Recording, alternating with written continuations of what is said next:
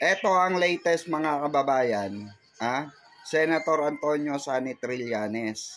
Nag-file na po ng case laban kay Bongo. Oo, 'di ba? At nag-send na po siya ng sulat sa ICC upang maimbitahan si Bongo at kanyang pamilya, ang kanyang tatay at kapatid regarding po sa mga anomalya na ghost project, okay, issue sa Davao, no. Nako, ayon mismo kay Senator Sani Trillanes, makailang beses siya tinawagan ni Bongo para operan ng ganito, ng salapi, para manahimik at hindi ituloy yung kanyang plunder case. Nako, basta tatak DDS, oo, pera-pera yan. Nagkamali siya ng binangga. Kaya kulong siya. At kung magkapit-pitan nga daw, ilalabas niya sa korte yung mga ebidensya kung saan ilang beses tumawag si Senator Bongo sa kanya at nag-alok ng pera, 'di ba? O ganyan. Ganyan ang mga diskartehan ng mga DDS. Pero hindi nila kaya si Senator Trillanes, 'di ba? 'Di ba mga DDS, hanggang diyan na lang kayo. Hindi nyo kaya ang nag-iisang siga ng Luzon kesa sa mga siga ng Davao na mga dutae, 'di ba? Pinatiklop, pinatupi sa walo. Na nag-iisang Sani Antonio Trillanes Daport. Tandaan nyo yan, mga gunggong. Topping the midday news, former Senator Antonio Trillanes has filed a complaint against former President Rodrigo Duterte and Senator Bongo over the awarding of billions of pesos worth of government infra projects to companies owned by ghost relatives. Former Senator Trillanes now joins us here in the program. Senator, good afternoon to you. Thanks for joining us today. Welcome to the program. Good afternoon, Ms. Carmina. Right, so first let's talk about the origin story of this case, of this complaint. When did you first know that something was wrong? Ano po yung pinagsimulan nito?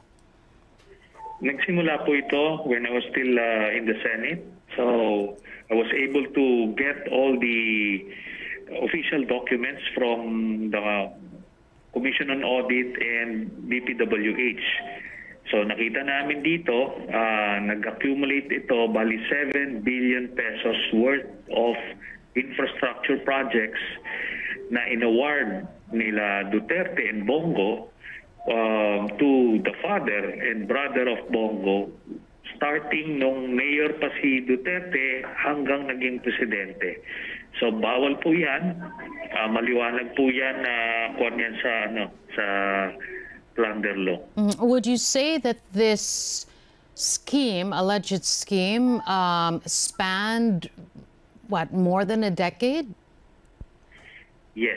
Nagsimula ito noong 2008 dahil iniisip nila, hindi naman kilala pa si Bongo noon, pwede silang makalusot, no? 200 contracts ito lahat. However, nung naging presidente na si Duterte, nakita natin na nakilala ng buong Pilipinas si Bongo na talagang alter ego ni Duterte.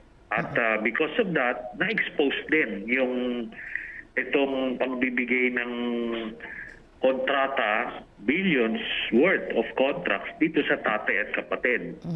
So nung naging presidente na si Duterte, 4 billion pesos ang inaward. Pero nung sila ay mayor pa lang, 3 billion pesos. So total nito 7 billion pesos ang binigay. Senator, iba ho ang awarding, iba rin po kung natuloy itong mga proyekto at iba rin po kung ano na ang estado ng mga proyektong ito. Does your case sort of outline that as well? Kung anong nangyari dito sa mga pondo na di umano'y in-award ni Senator Bongo at ng dating Pangulo sa mga kamag-anak po ni Senator Bongo. Go ahead, Senator. Ito po ang mga attachments natin, mga kontrata mismo. Unang-una, undercapitalized yung mga kumpanya ng tatay at kapatid ni Bongo. So, tapos ano pa, wala pa silang license, no? B-license lang yung kanila nung simula, kaya hindi sila pwedeng magkaroon ng kontrata more than 20 million. Ang ginawa nila to circumvent this ay nagkaroon sila ng mga joint venture projects with companies na may AAA licenses, kagaya ng mga Diskaya. So, I was about to say that, Senator, because the way that you're painting the picture, it's very similar to the scheme used by the Diskayas. That's precisely it. Kasi ganito, no? Even si La Diskaya, nagsimula silang lumaki nung panahon ni Duterte. And eventually, nakita nga natin, ultimately, the patron, the political patron of the Diskayas, itong si Bongo.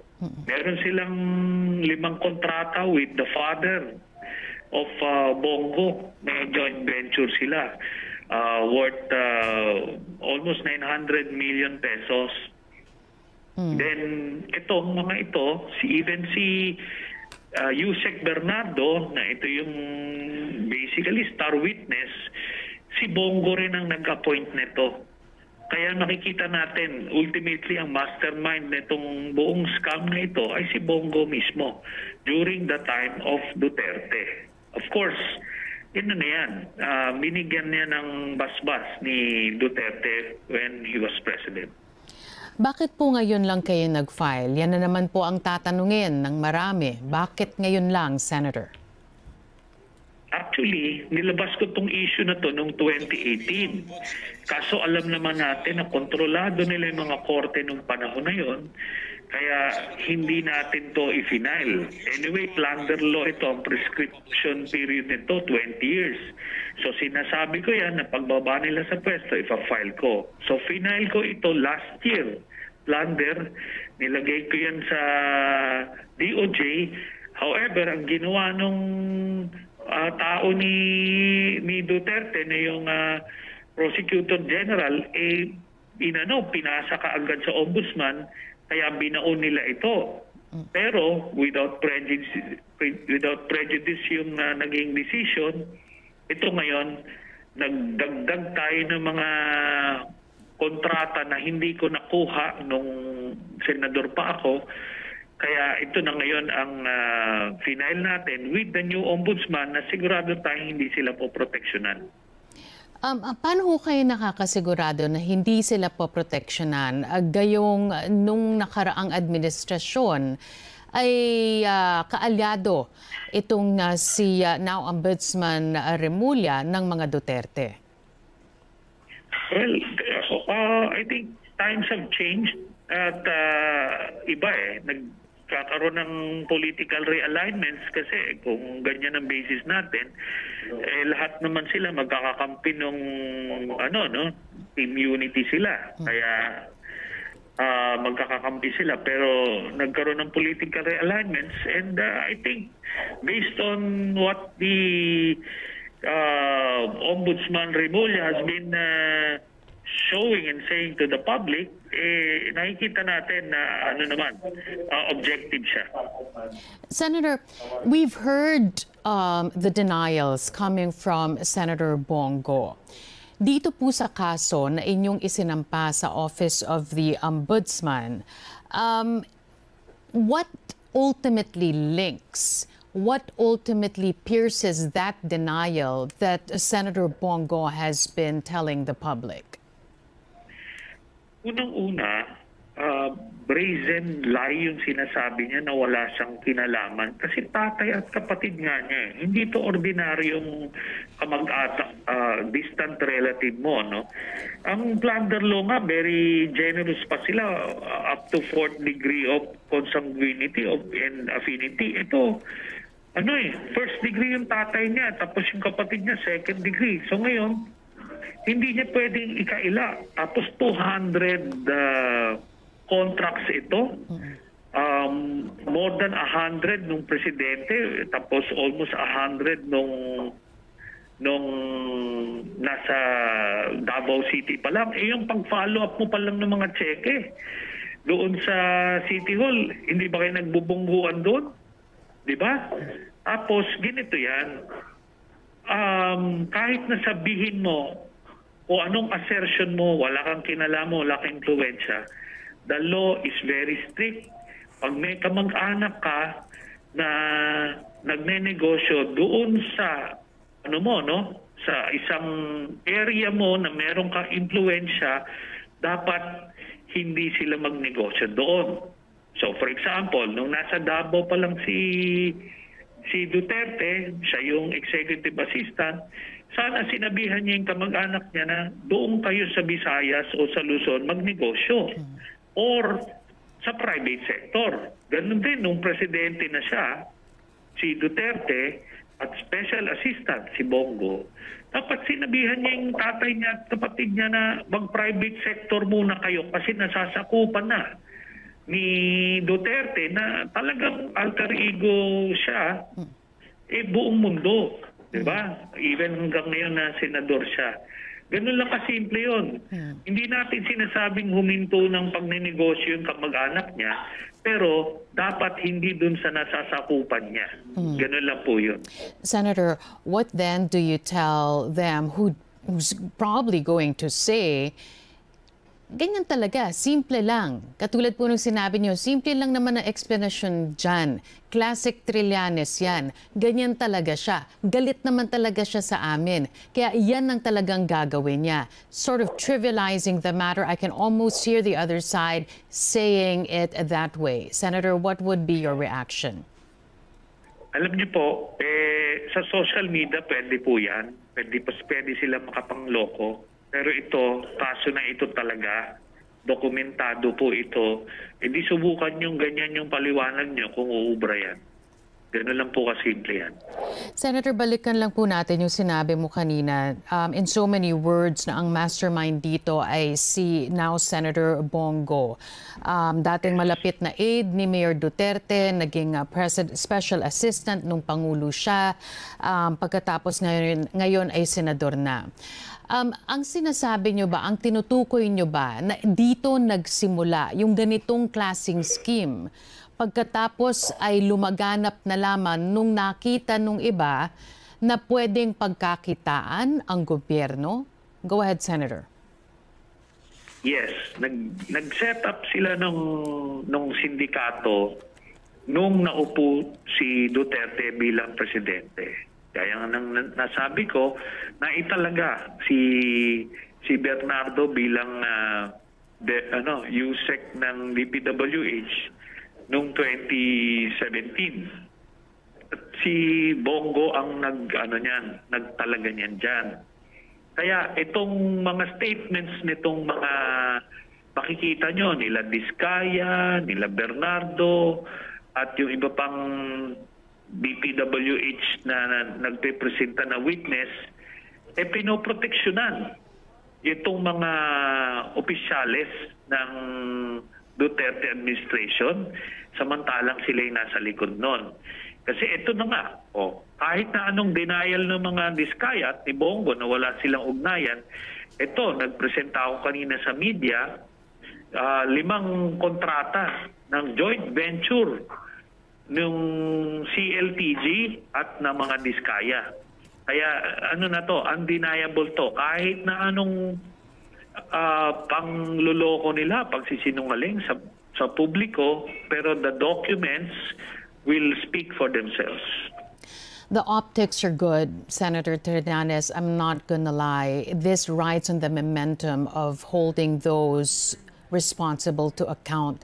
Pero paano po kung natenga sa Office of the Ombudsman?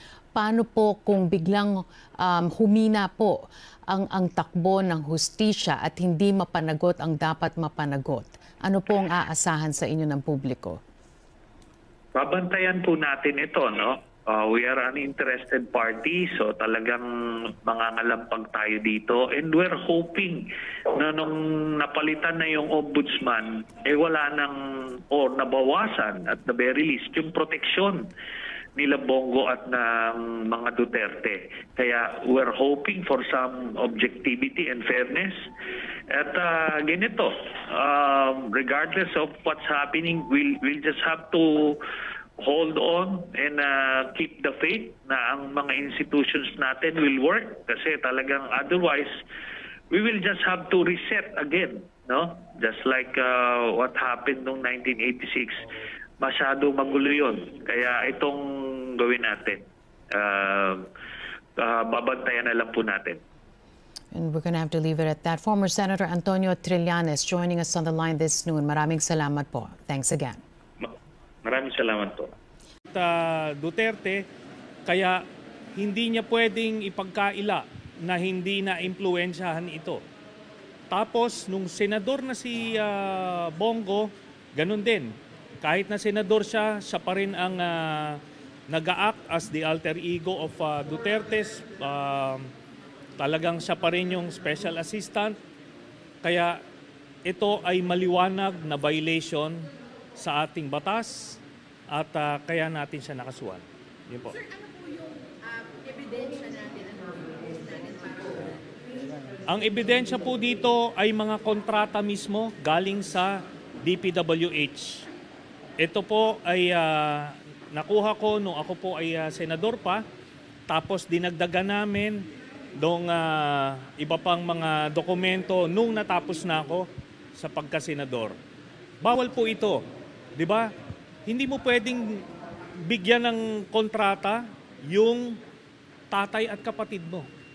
Ang nakalagay sa ating batas, up to 4th degree of consanguinity and affinity. Pero ito, first degree ito. Tatay ito at kapatid. At hindi pwede niyang, hindi niya pwedeng sabihin na hindi niya mapipiling kamag-anak niya. Kasi hindi ito basta-basta kamag-anak. Kapatid at tatay ito. Tapos, halos 200 contracts ito.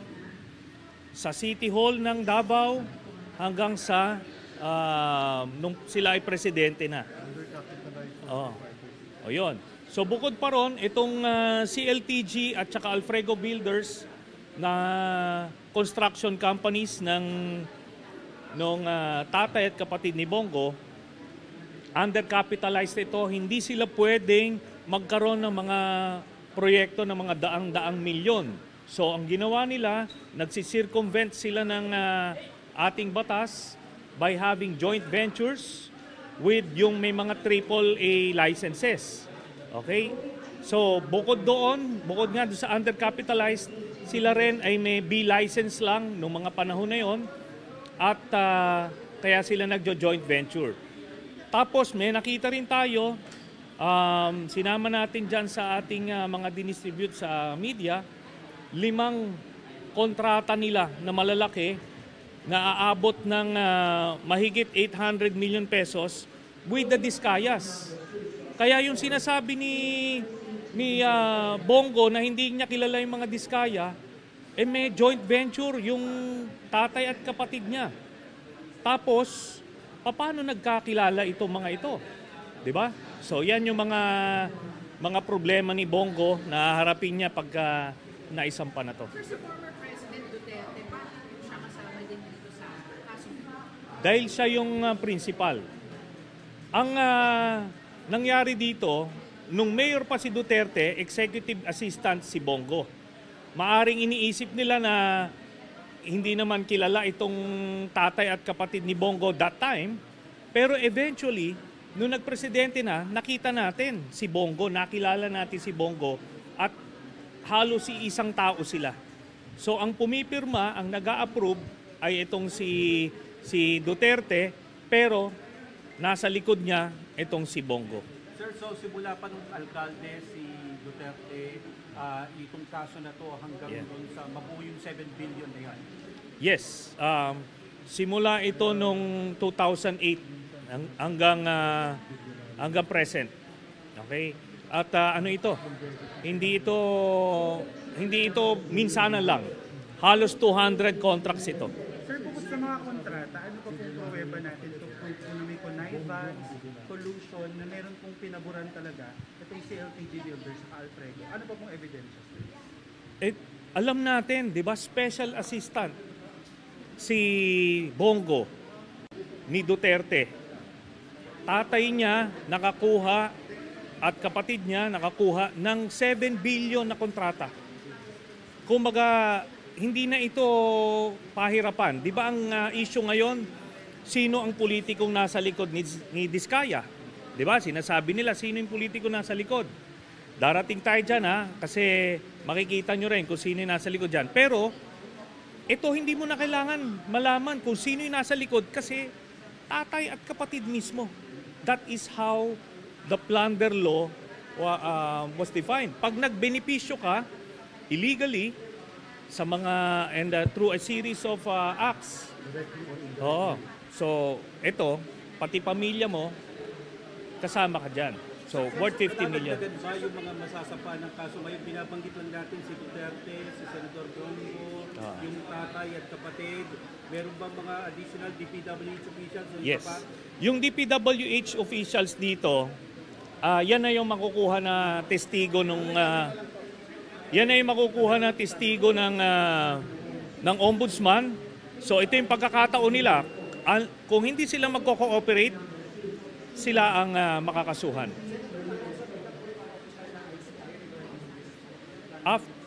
After namin i-file nito, bibigyan namin ng kopya yung ICI para makita nila na ito na eh. 'Di ba? Ito diretso talaga ito. Tatay at kapatid, binigyan mo ng bilyon-bilyon na kontrata. While you were in power, covered nila 'yon. Kasi ganito 'yan. Kung nung hindi naman natin yung sinasabi niyang pagka yung kamag-anak mo may negosyo, hindi natin pinipigil, tama 'yun. Pero dapat dun sa sinasakupan mo, hindi sila pwedeng magnegosyo. Kunyari, nung Davao Mayor si Duterte, dapat nasa Visayas yung pamilya niya nagnenegosyo or nasa private sector. Nung presidente na siya, hindi pwedeng, ang sakop na nila buong Pilipinas eh. Dapat sinabihan niya yung tatay niya at kapatid niya na bawal yan, doon kayo sa private sector magnegosyo. Ganun lang kasimple yun. Sir, ang Supreme Court kasi may requirement na dapat may main plunderer. This is a 2016 Supreme Court. May Requirement po na main plunderer para makasecure ng conviction. Sino po ang main plunderer dito po sa complaint? Si Bongo. Kasi siya yung central figure dun sa tatay at kapatid. Tapos yung kanyang relationship with Duterte enabled this thing to happen. Sir, this is a refining po, sir, no? This is a refining kasi yung original na DOJ ombudsman, DOJ complaint na dismissed, sir, according to your complaint. So, gaano po kayong confident that this will prosper this time around? Okay, yung kaya nga doon ko final to sa DOJ dati for case build-up, no? Kasi alam kong protektado siya dito sa ombudsman nung iba pa yung ombudsman. Ang ginawa nung dating prosecutor general against the order nung Secretary of Justice, sinubmit niya dito. And that eventually led to his dismissal or relief doon sa position niya. Kaya anong ginawa rito? Hindi inimbestigahan. Not even a day or an hour was devoted in investigating it. Talagang binaon nila. Pero without prejudice yan, nagkaroon pa tayo ng pagkakataon, dagdagan yung una nating final. Yeah. Ito na. Okay, so ito yung receipt copy. Yung mga contracts, ghost project, substandard, may nani tayo doon?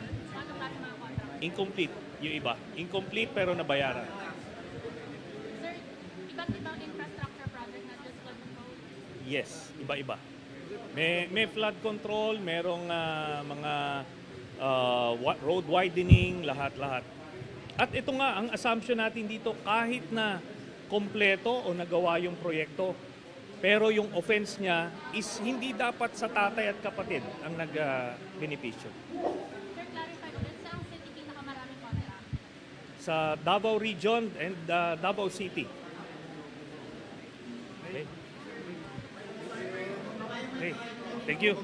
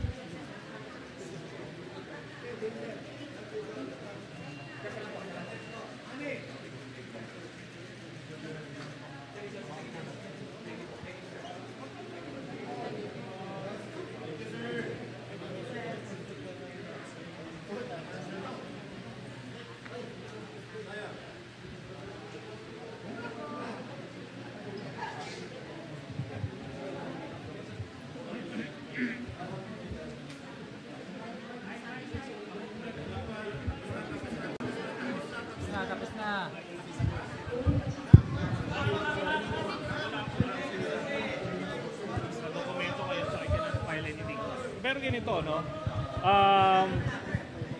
Meron pa akong ipa-file na case. Meron pa akong ipa-file na case, yung sa Frigate scam. Ililipat ko na rito from the DOJ para masimulan na nila yung mga investigasyon doon. Sir, target date? Siguro mga next month or baka early next year na. Okay? So, thank you. Yeah. Sir, dito sa Ombudsman, ipapasa niyo din sa ICI after dito? Yes. Yung na-file namin, bibigyan namin ng copy yung ICI para makita rin nila. Magkaroon din sila ng record. No. Okay? Sige. Nurse na lang pwede. Nurse lang, Nurse na lang o pwede ba? Since boss yung mga sana ngayon,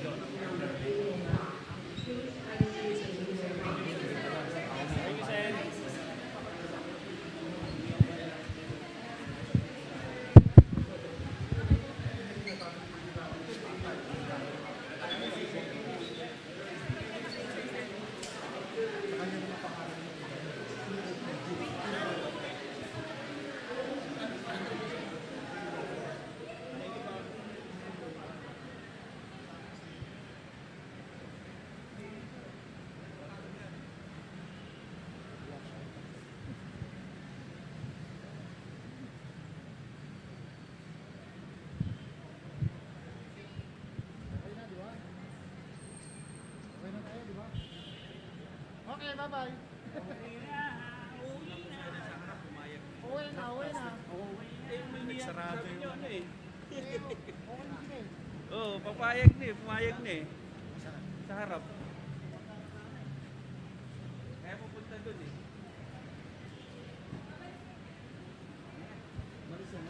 Yun na.